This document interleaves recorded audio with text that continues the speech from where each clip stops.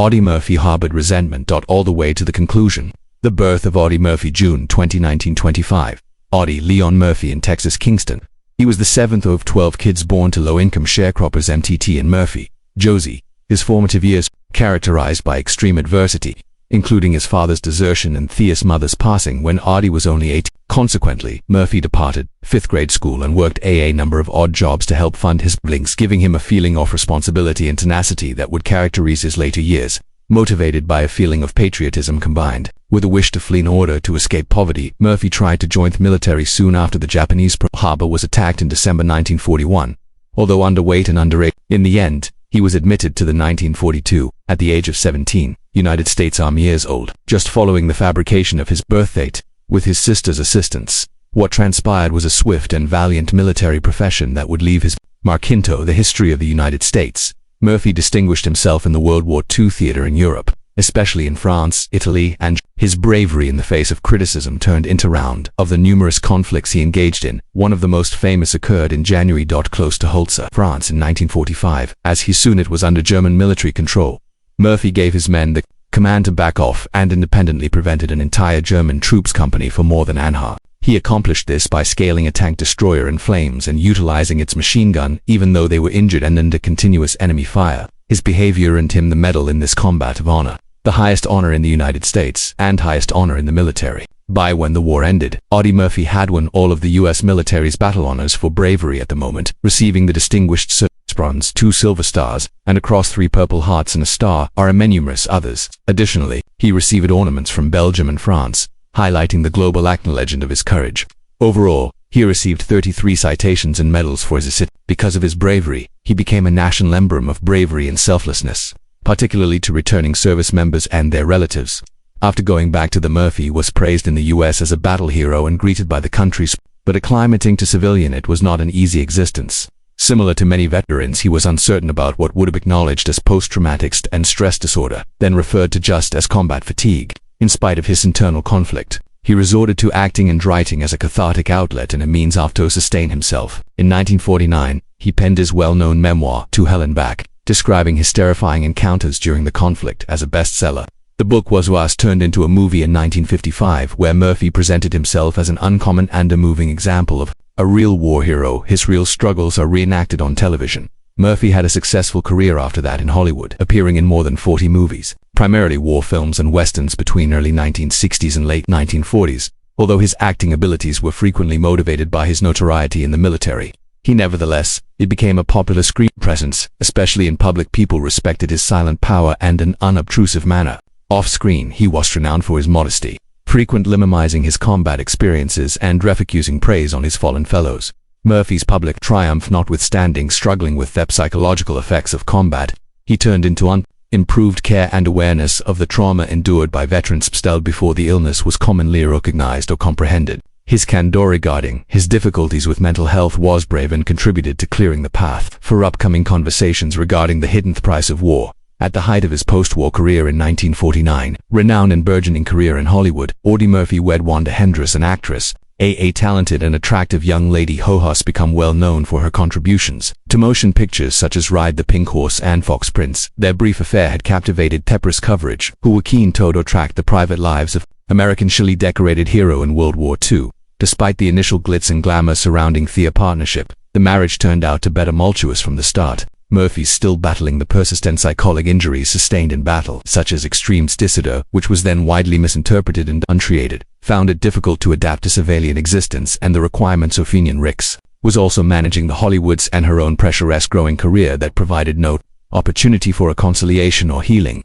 The pair had to deal with several difficulties, such as several fluctuations in Murphy's mood, emotional separation and the stress of residing in the public view. These challenges eventually became unbeatable, and in 1951 their marriage terminated in divorce. Only 2 years following their marriage, interestingly, just 4 days following Hendricks' divorce was finalized, Murphy got remarried, this time with Archer Pamela Opal Lee, a composed and kind woman who has previously lived as a steward at an airline. In contrast to Murphy's marriage, his prior marriage with Pamela would last the remainder of his existence. She gave a feeling of stability and serenity that he so tied with Pamela was not well known, similarly to how Ricks had been, and she provided Murphy with a peaceful haven. From the limelight along with tolerance and consolation as he proceeded to battle the trauma of his war. Their partnership, although one that has its own difficulties, characterized by a more profound mutual commitment and comprehension. Audie and Pamela had 2 boys together. Terry Michael Murphy, their eldest child, was born in 1952. Terry would continue to serve in the United States Navy and thereafter work in telecom industry, primarily avoiding the spotlight in spite of the fame of his father. James Shannon Murphy, the second child, was born in 1954. James, like his elder brother, led a comparatively quiet existence, yet both Sanchavine politely discussed their heritage of his father, demonstrating pride in his bravery and recognizing the difficult challenges he experienced as a father and a soldier. Even yet, Audie Murphy stayed somewhat haunted by his experiences during the war throughout his life. He endured pain from depressive episodes and fluctuations in his mood. His family gave him with a basis and an indicator of, despite the recognition, honors he was given throughout it was his function as a husband throughout his life, and the father who gave him the most individual fulfillment. Pamela was faithful to him till his premature demise in 1971. Additionally, their kids have continued the Murphys' name with honor and deference, respecting the bravery and humanity of the one who was not only a myth of movies and battle, but also their cherished. For many years, the story pertaining to Audie Murphy's premature passing stayed straightforward and unquestioned. It was stated that on what appeared to be a typical day, Murphy was passing by in the late spring. Private planes over the rocky brush mountain scenery close to Virginia when the catastrophe occurred. The aircraft, a little twin-engine Aero Commander, we ran into bad weather circumstances, dense fog, low-hanging clouds and little visibility, which demonstrated Leo across the perilous mountain landscape. Pilots operating in these circumstances a specific set of abilities and tools. Additionally, regrettably, that the plane was flying too low to steer clear of the ridges and peaks. The official, according to the investigation, pilot error was the main reason, ascribed to the accident due to navigational errors in the face of challenging weather, and as a result it a regrettable but unintentional death. The public accepted this conclusion, illustrating Murphy's passing as terrible passing of a cherished American Hollywood actor and battle hero who, in spite of enduring the terrible conditions of battle, died at a period of peace incident when they were still pretty young, 45. In spite of the official report, suspicious whispers started to circulate. Nearly right after the collision, Audie Murphy's background was anything but easy. Renowned for his exceptional bravery during the Second World War, Murphy also carried severe psychological damage from fighting. Numerous reports attest that he fought PTSD or post-traumatic stress disorder, experiencing anxiousness, nightmares, and depression, conditions that are not commonly compared or candidly discussed at that. These difficulties made him susceptible in a number of ways, but also mysterious soon after. There were rumors that perhaps Murphy's passing wasn't an incident, but something much more evil. There were rumors circulating concerning secret government officials who might have viewed Murphy as a risk, a few according to conspiracy theories. During his time in Hollywood, Murphy had excitedly discovered classified government secrets, possibly by connections to the military or the intelligence officers in the movie industry or by way of his personal connections with representatives. These murmurs imply that strong intelligence organizations may have planned the collision to make sure he doesn't speak. Other hypotheses pointed fingers at areas that were less clear. Adversaries in business looking for retribution, or these 2 prominent members of organized crime could have thought of Murphy as a danger. The rumors were stoked further by posing stark, unresolved queries from the investigation of the crash. What had caused the aircraft to fly so dangerously low over unsafe rocky landscape on that fateful day? What caused the inconsistencies in the testimonies and accounts from pilots? And possibly most concerningly, why did investigators never find out important fragments of the wreckage that could have explained why? The absence of openness in these peculiar particulars provide fertile ground for these sinister beliefs to develop. In the decades that followed, the discussion regarding the actual conditions of Murphy's demise smoldering beneath exterior. Naturally, his familiar mourning and defending his memory firmly denied all accusations or indications that there was foul play. They clung fiercely to the official story, highlighting the tragic incident element, considering it to be the most and convincing justification for the death of their cherished family members.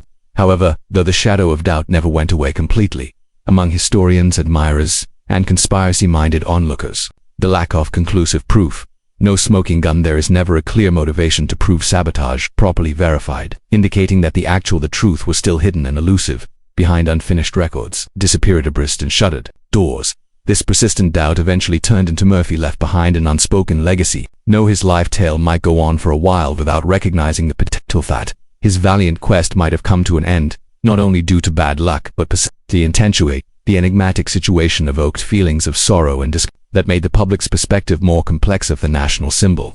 In more recent years, a renewed fascination with Thakker's area spurred by the debut of Hithotakakoriist records and the development of a new chapter was brought about by Forensic Science. Inc. The Inquiry, a committed group of impartial specialists that include experts in aviation accidents, forensic invasive journalists and engineers decided to re-examine all of the available evidence related to the collision. These contemporary researchers gained from unthinkable technologies in 1971. Advanced analysis of metallurgy, reconstruction of digitized flight data, and sophisticated weather simulation that made it possible for them to replicate the precise atmosphere circumstance at the moment. Availability of government records that were declassified also revealed fresh insight into Murphy's actions and potential interactions in the months preceding until he passed away.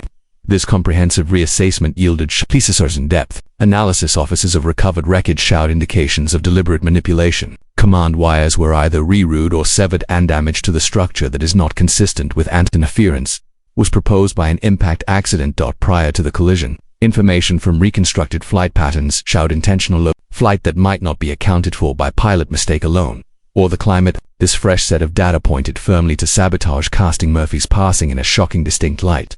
Possibly the most terrifying. Most importantly, the testimonies were discovered through conversations with people who had not spoken for a long time, either because allegiance or fear.